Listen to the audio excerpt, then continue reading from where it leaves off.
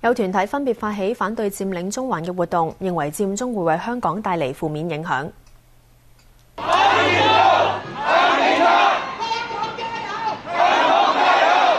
愛護香港力量過百人由銅鑼灣出發，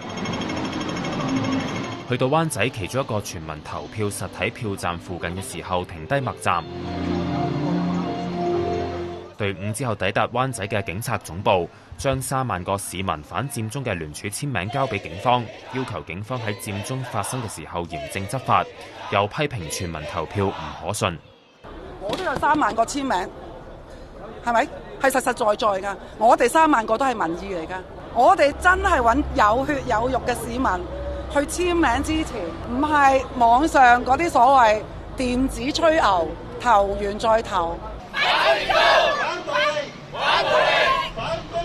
多個工商會組成嘅港島工商團體聯盟亦都發起反佔中嘅汽車遊行。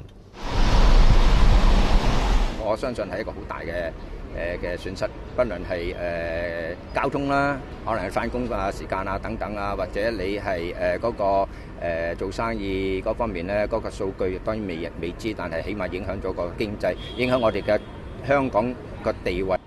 聯盟擔心啦，佔中發生嘅話啦，好可能會出現暴力行為，呼籲警方到時要依法處理。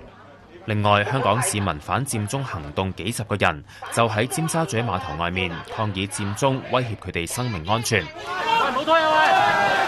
其中4個人跳海抗議，消防員隨即將佢哋帶返上岸。召集人承認行動之前冇向海事處申請，就同計劃佔中嘅人一樣，明知違法。無線電視記者陳亮君報道。